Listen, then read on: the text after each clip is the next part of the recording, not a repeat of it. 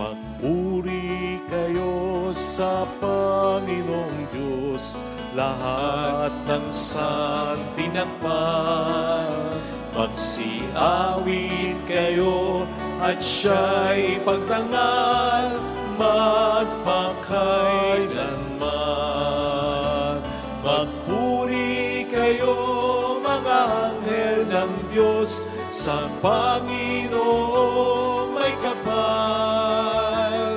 Magpuri kayo mga langit, sa Diyos na sa'yo lumikha.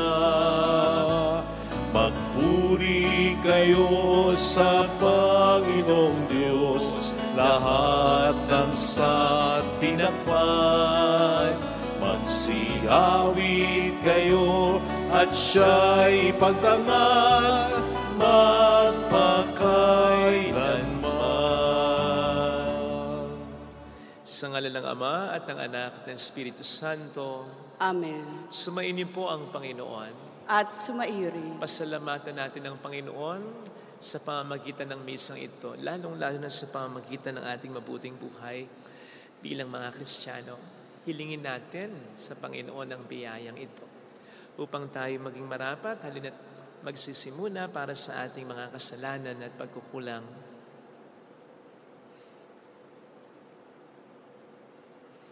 Tayo pong lahat, inaamin ko sa makapangyarihang Diyos at sa inyo mga kapatid, na lubha akong nagkasala sa isip, sa salita at sa gawa, at sa aking pagkukulang. Kaya sinasamo ko sa mahal na Birheng Maria, sa lahat ng mga anghel at mga banal, at sa inyo mga kapatid, na ako'y panalangin sa Panginoong ating Diyos. Kaawaan tayo ng mapagmahal na Diyos, patawarin sa ating mga sala, at patnubayan hanggang sa buhay na walang hanggan. Amen. Panginoon, kaawaan mo kami. Panginoon, kaawaan mo kami. Kristo, kaawaan mo kami. Kristo, kaawaan mo kami. Panginoon, kaawaan mo kami. Panginoon, kaawaan mo kami. Yumuko tayo. Maaaring ibulong sa Panginoon ang ating intensyon. Pagdasal natin ang mga OFW, ang mga tumutulong sa atin, ang mga nag-aalaga at nagtataguyod sa mga may sakit. Ipanalangin natin ang kalusugan ng mga may sakit. Pakisuyo pong pakisama ang kalusugan ni Leoncia, Alona, Teresita, Sister Terry, Lerma, Remy, Cherry, Undangan.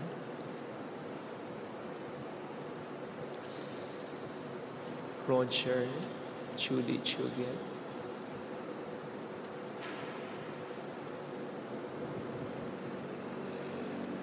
Manalangin tayo.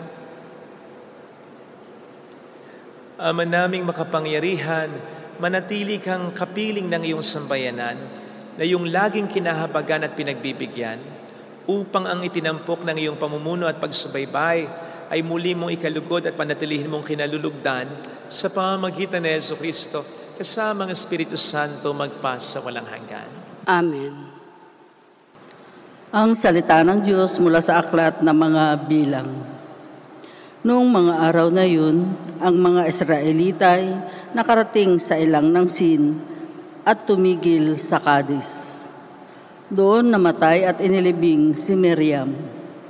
Wala silang makuhang tubig doon, kaya nag-usap-usap sila laban kina Moises at Aaron.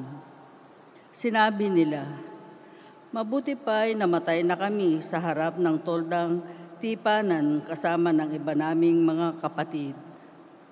Bakit ba pa ninyo kami dinala rito upang patayin, pati ang aming mga hayop? Bakit ninyo kami inaalis sa Ehipto at dinala sa disyertong ito na wala kahit isang butil na pagkain, ni walang igos, ubas o granada, wala man lang tubig?" Nagpunta sina Moises at Aaron sa harap ng toldang tipanan at nagpatira pa. pakita naman sa kanila ang kaningningan ng Panginoon. Sinabi ng Panginoon kay Moises, dalhin mo ang tungkod ni Aaron. Isama ninyo ni Aaron ang buong bayan sa harap ng malaking bato. Pagdating doon, magsalita ka sa bato at lalabas ang tubig para sa bayan at sa kanilang kawan. Kinuha nga ni Moises ang tungkod sa harap ng kaban ng tipan. Tinipon ni Moises at Aaron sa harap ng malaking bato ang buong bayan. Sinabi niya, makinig kayo, mga mapanghimagsik. Ibig ba ninyong magpabukal kami ng tubig sa batong ito? Pagkasabi noon, makalawang pinalo ni Moises ang bato sa pamagitan ng tungkod. Bumukal ang masaganang tubig at nakainom ang bayan, pati ng kanilang kawan. Ngunit pinagsabihan ng Panginoon sina Moises at Aaron. Wika niya, dahil sa kakulangan ng inyong pagtitiwala na ipakikilala ang aking kabanalan sa harapan ng bayan, hindi kayo makararating sa lupaing ibibigay ko sa kanila. Ito ang bukal ng Meriba, ang lugar ng paghihimagsik ng Israel laban sa Panginoon. Ipinakita niya dito ang kanyang kabanalan. Ang salita ng Diyos. Salamat sa Diyos. Panginooy inyong dinggin, huwag niyo siyang salungatin. Panginooy inyong dinggin, huwag niyo siyang salungatin. Tayo ay lumapit sa ating Panginoon. Siya ay awitan, ating papurihan. Ang batong kublihan natin, kalakasan. Tayo ay lumapit sa kanyang harapan na may pasalamat. Siya ay purihin ng mga awiting may tuwa at galak. Panginooy inyong dinggin, huwag niyo siyang salungatin. Tayo ay lumapit sa kanya'y sumamba at magbigay galang. Lumuhod sa harap nitong Panginoong sa ating lumalang. Siya ang ating Diyos, tayo ay kalinga niyang mga hirang, mga tupa tayong inaalagaan. Panginooy inyong dinggin, huwag niyo siyang salungatin. Ang kanyang salita ay ating pakinggan. Iyang iyong puso'y huwag patigasin tulad ng ginawa ng inyong magulang. Nang nasa Meriba sa ilang ng masa, ako ay tinuksot, doon ay sinubok ng inyong magulang. Bagamat nakita ang aking ginawang silang nakinabang. Panginooy inyong dinggin, huwag niyo siyang salungatin.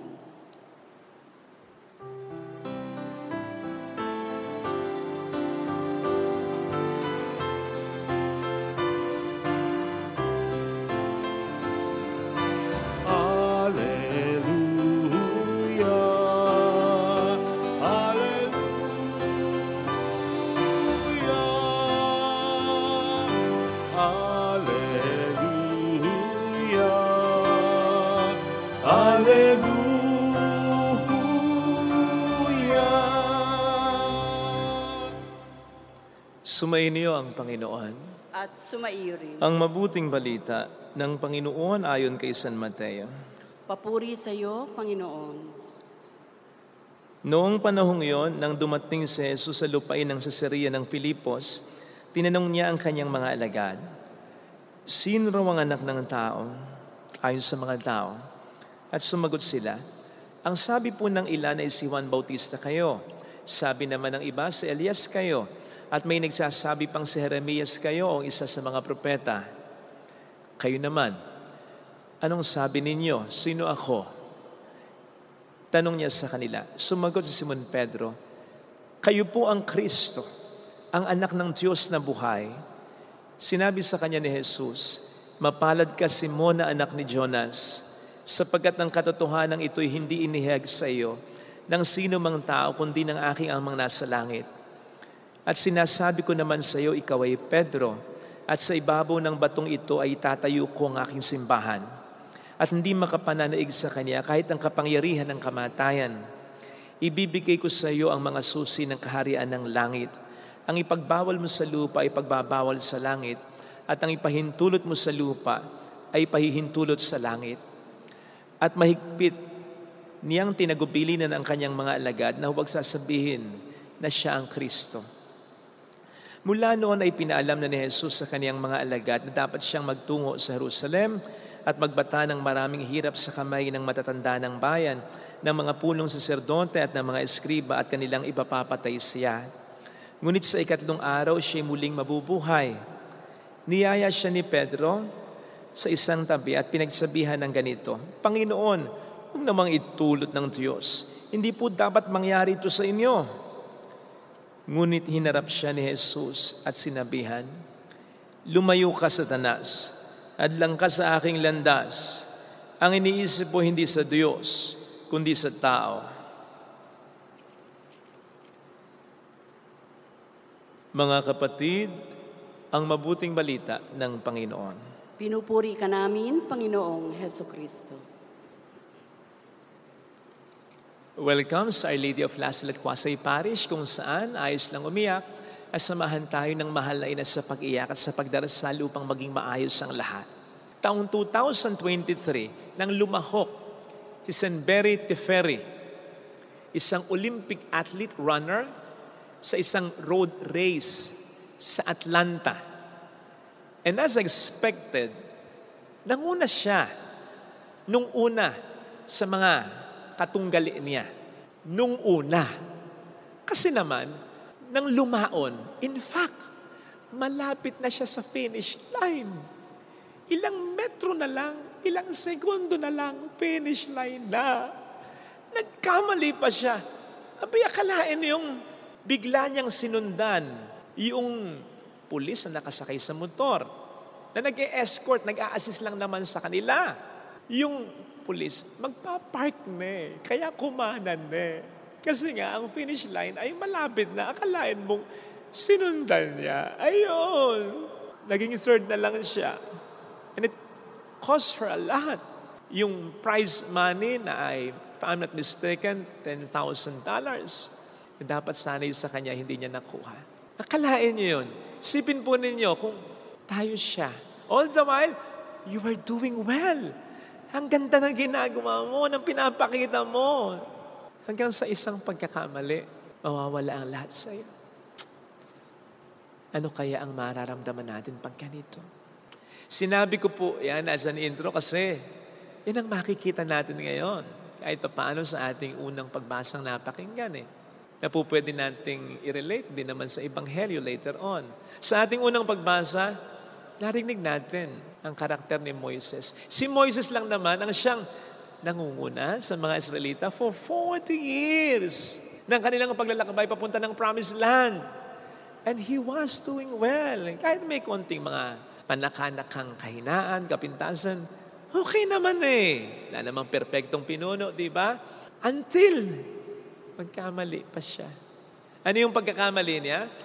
Sinabi ng Panginoon sa kanya na mangusap lamang, magsalita lamang sa bato. Anong ginawa niya? Pinukpok niya, hindi lang makaisa, 2 beses pa.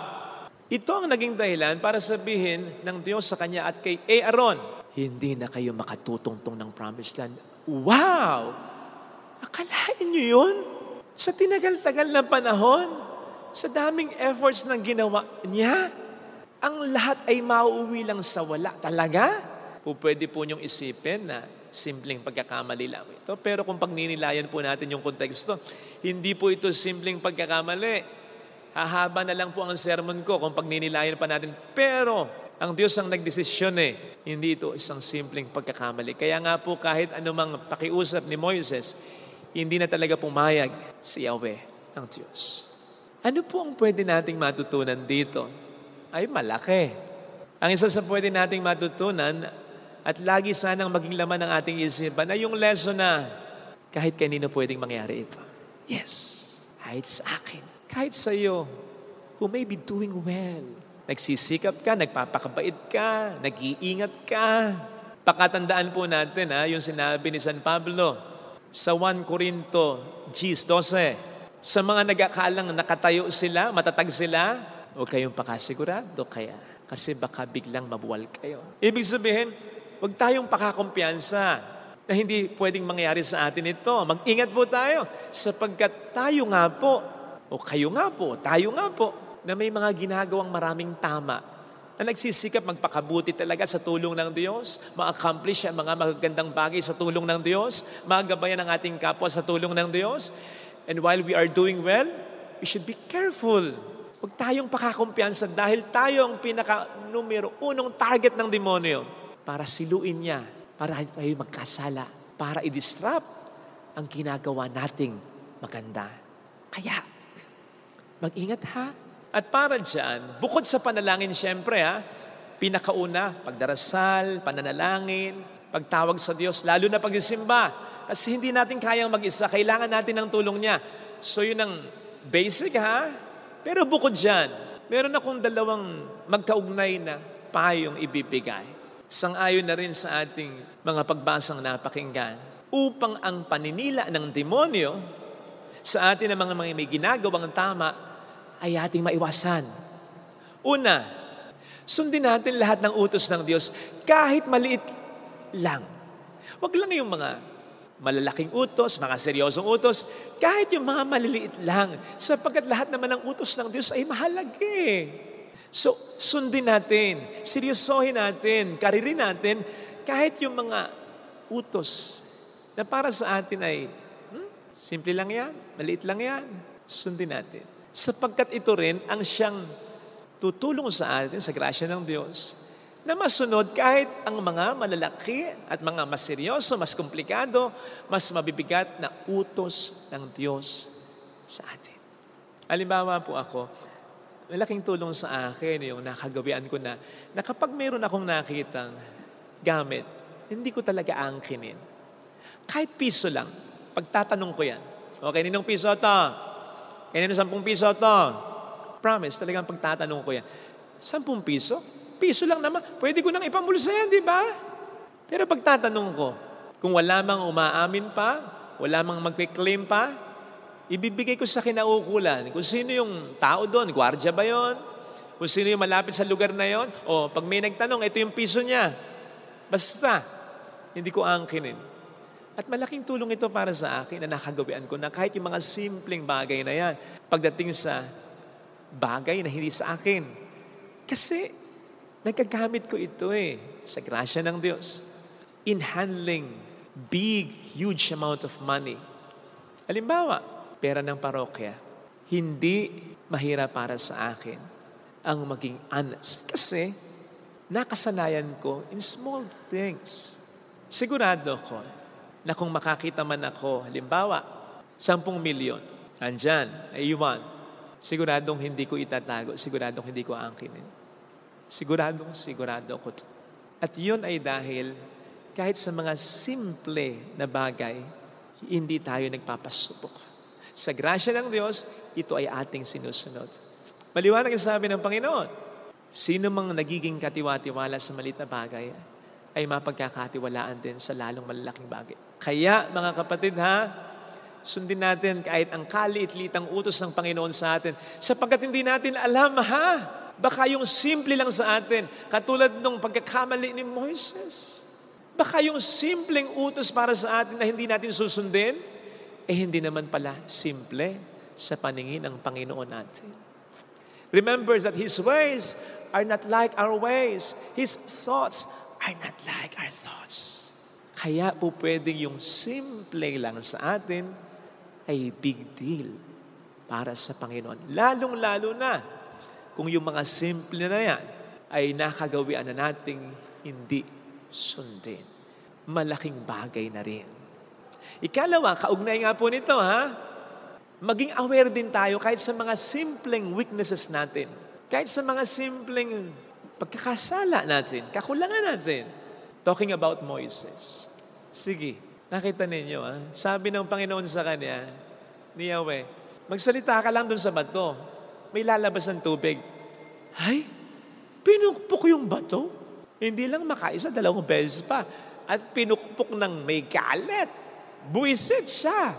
Ano yun?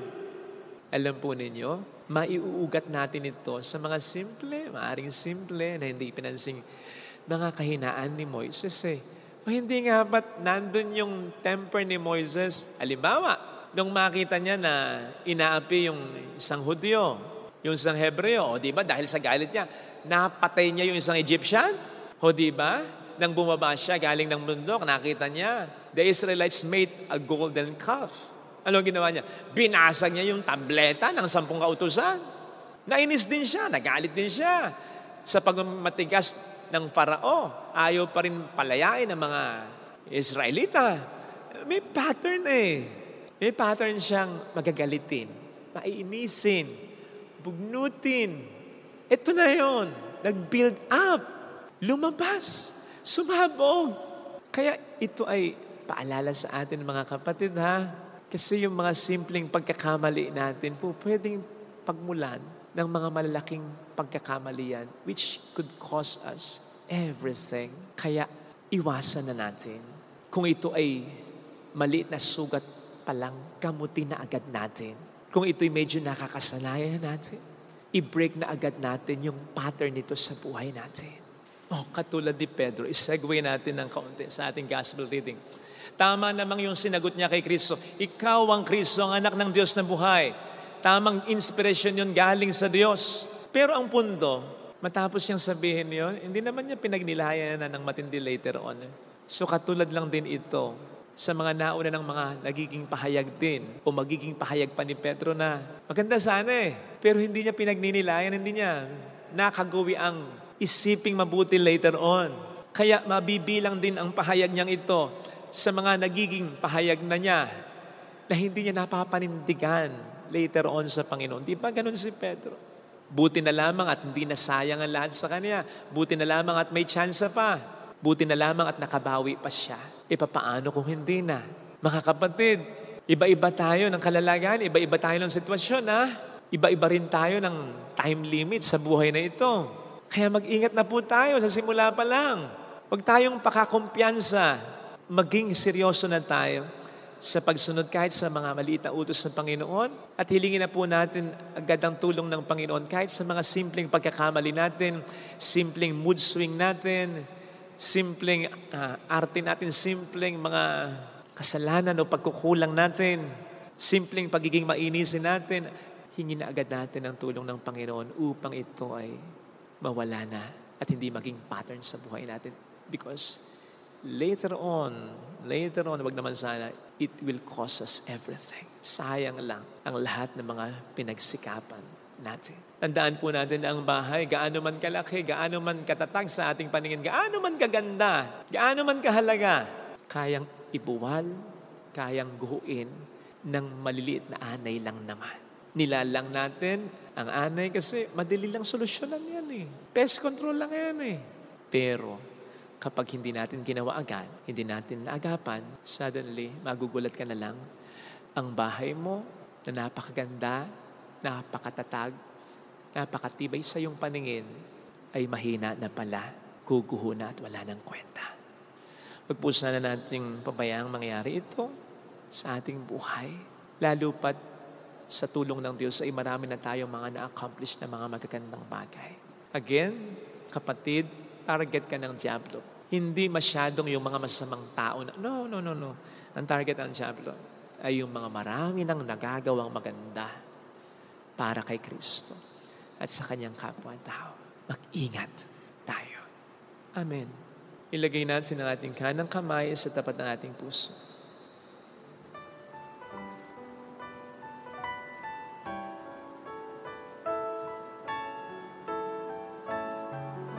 Awitin natin.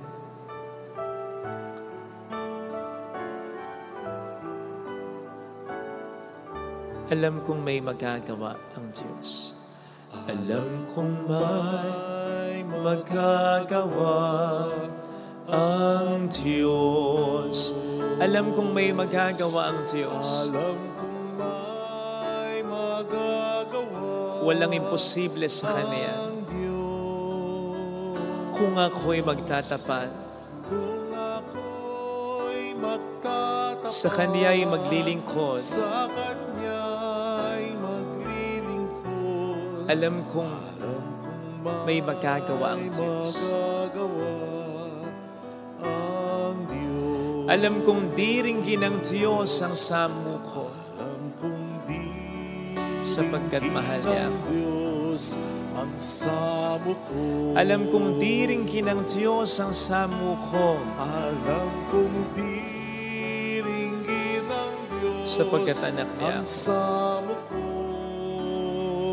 Kung ako'y magtatapat, Kung ako'y magtatapat, sa Kaniya'y maglilingkod. sa Kanya'y maglilingkod. Alam kong diringgin ng Diyos ang samo ko. Diringgin ng Diyos Pikit natin ang ating mga mata. Panginoon, tulungan mo po akong makasunod sa iyo kahit sa mga simpleng bagay.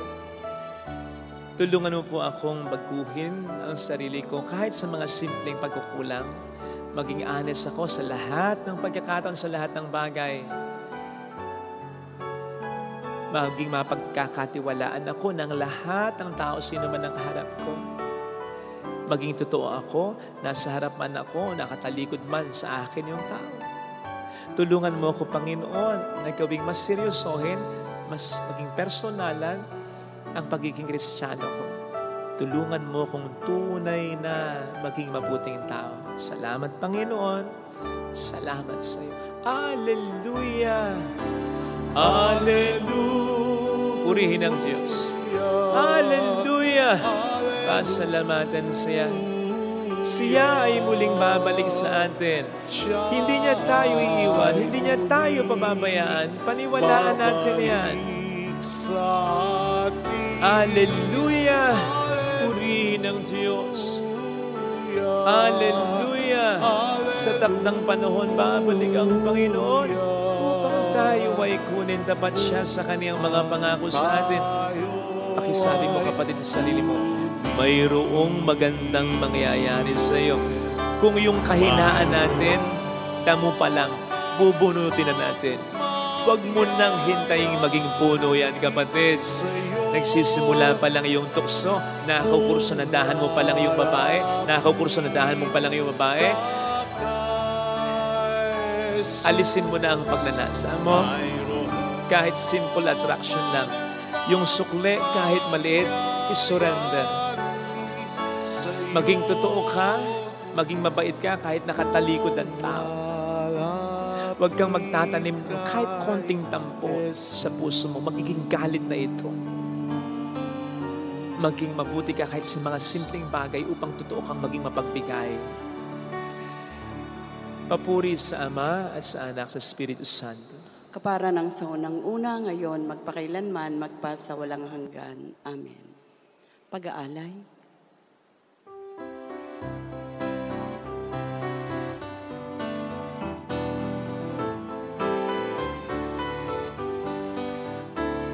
Mula sa mga butil na humitik ng uhay, natipong mga trigo'y sa tinapay nagwawakas, pinagpaguran na lipat na kamay, at ang pawis na sano'y nunukan, tanging sa iyo lamang inialay, sa isag na walang kapantay, mula sa mga baging ng kinumpol na ubas, inaning mga bunga, ang katasay naging ngalan, pinagpaguran ng lipat ng kamay,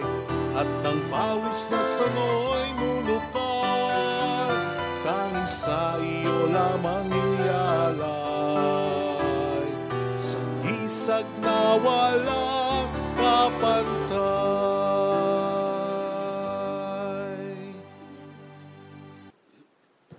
Manalangin tayo, pang ating handog ay maging kalugod-lugod sa Diyos samang makapangyarihan. Tanggapin nawa ng Panginoon itong paghahain sa iyong mga kamay, sa kapurihan niya at karangalan sa ating kapakinabangan at sa buong sambayanan niyang banal. Ama naming lumikha, para mo ng awa, gawin mong banal ang mga alay naming yusan ng kalugdan, at kami gawin mong haing sa iyo laging nakalaan sa pamamagitan ni Jesu Kristo.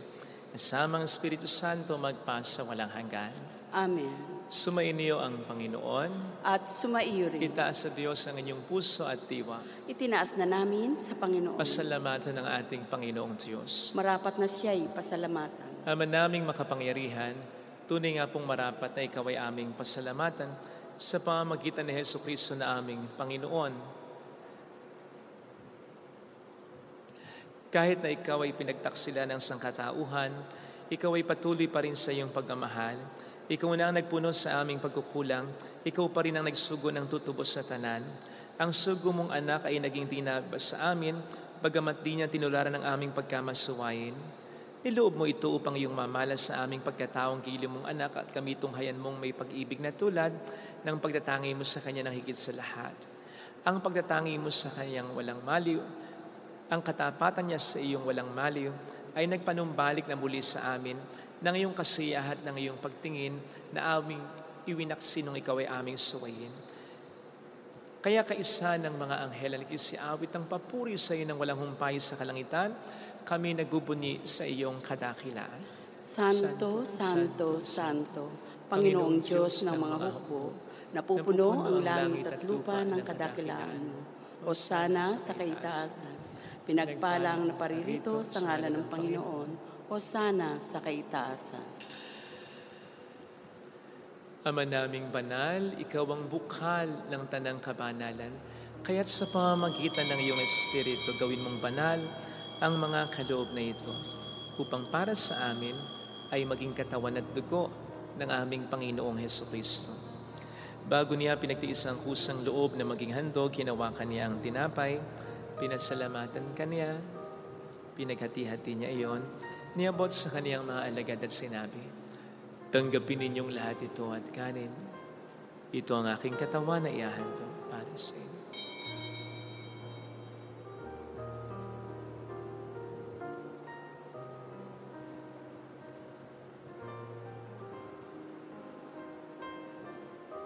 Gayun din naman nang matapos ang hapunan, inawakan niya ang kalis. Muli kaniyang pinasalamatan. Iniabot niya ang kalis sa kaniyang mga alagad at sinabi, tanggapin ninyong lahat ito at inumin. Ito ang kalis ng aking dugo ng bago't walang hanggang tipan. Ang aking dugo na ibubuhos para sa inyo at para sa lahat sa ikapagpatawad ng mga kasalanan. Gawin niyo ito sa pag-alala sa akin.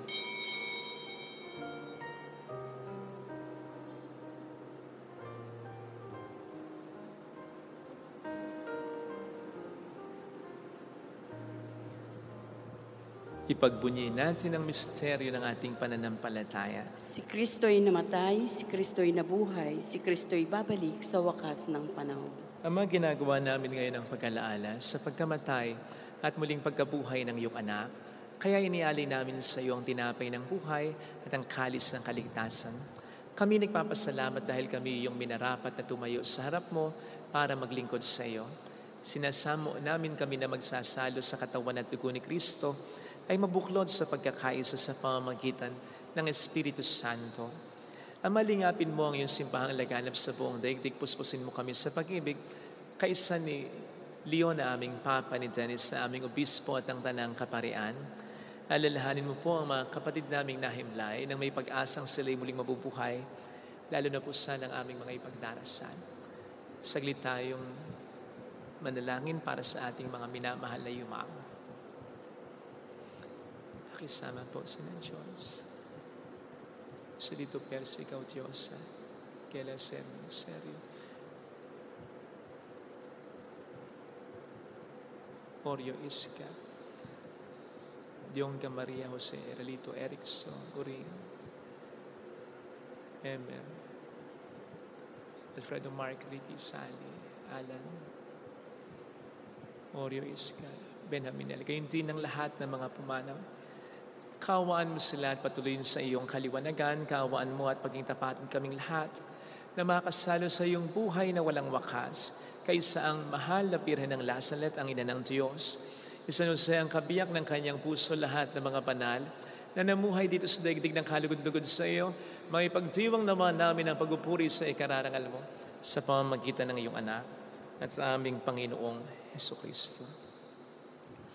Sa pamagitan ni Kristo, kasama niya at sa Kanya, ang lahat ng parangal, papuri ay sa iyo, Diyos amang makapangyarihan, kasamang Espiritu Santo, magpasawalang hanggan.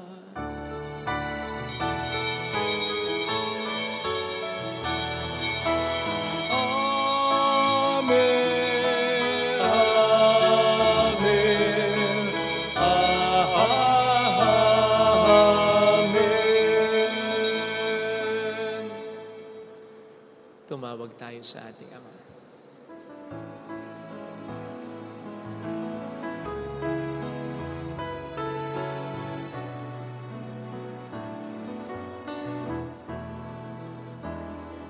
Ama namin, sumasalangit ka, sambahin ang ngalan mo, mapasamin ang kaharian mo, sundin ang loob mo dito sa lupa para nang sa langit.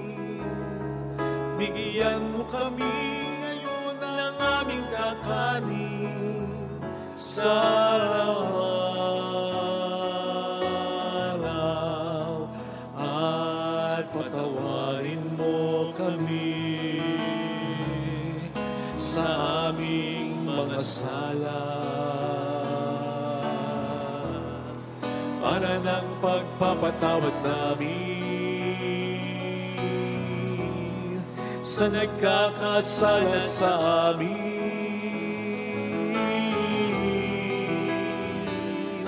At huwag mo kaming ipahintulot sa kapso, at hati-hatiya mo kami sa lahat ng masama.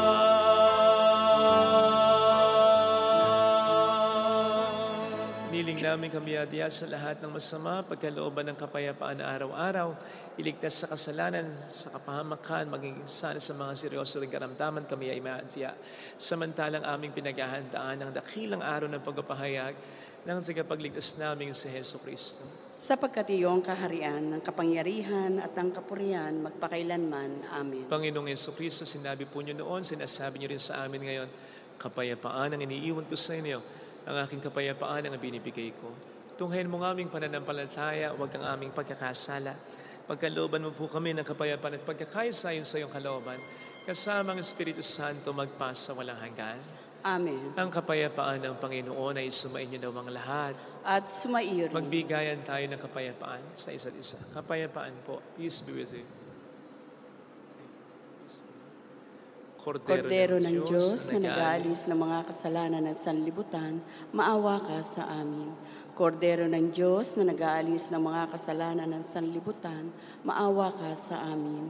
Kordero ng Diyos na nag-aalis ng mga kasalanan ng sanlibutan, ipagkaloob mo sa amin ang kapayapaan.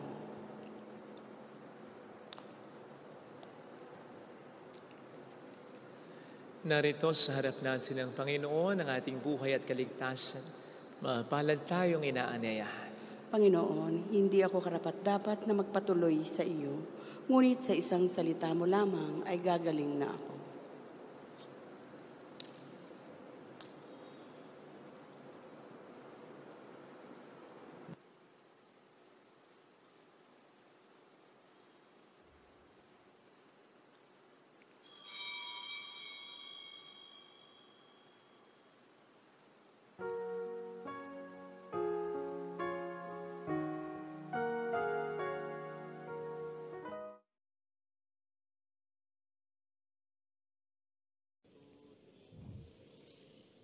Panalangin para sa espiritual na pakikinabang.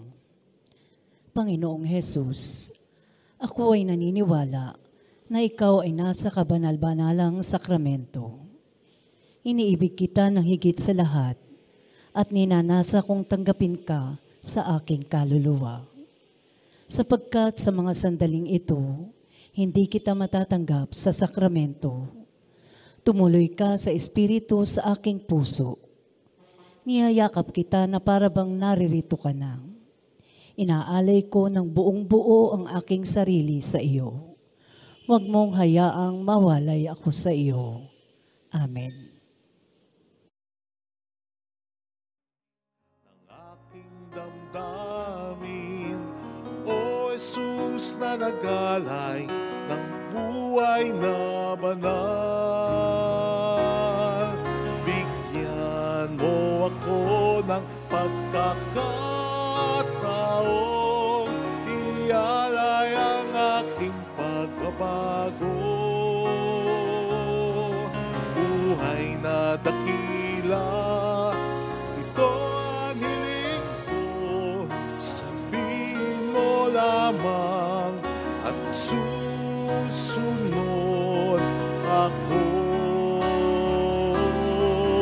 Bigyan mo ako ng pagkakataon, ialay ang aking pagbabago. Buhay na dakila, ito ang hiling ko. Sabihin mo lamang, sabihin mo lamang, sabihin mo lamang at susunod ako.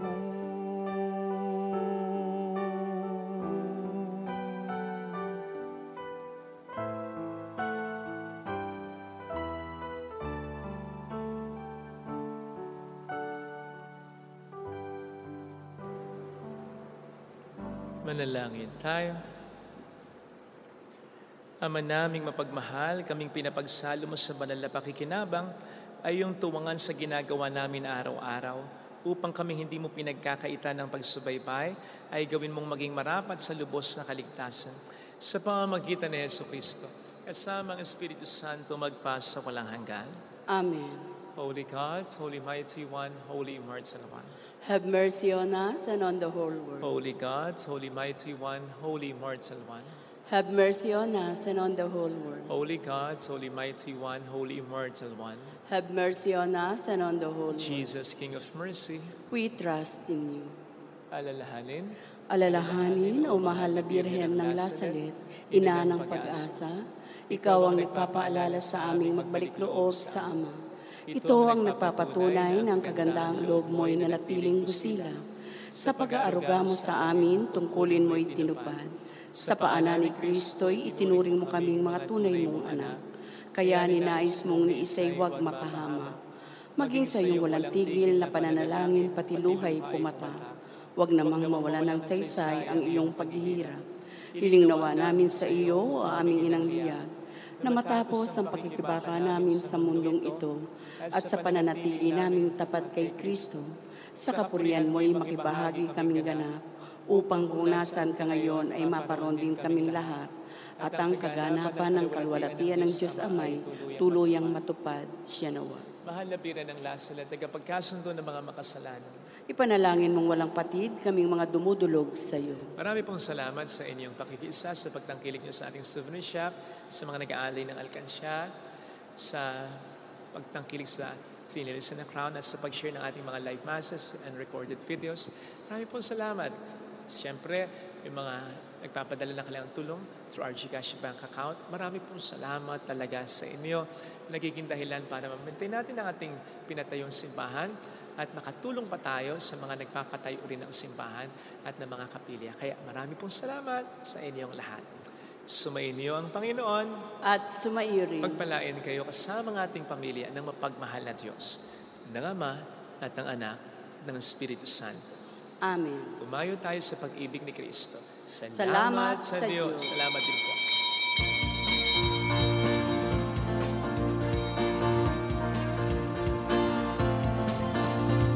Mary, Mother of the Lord,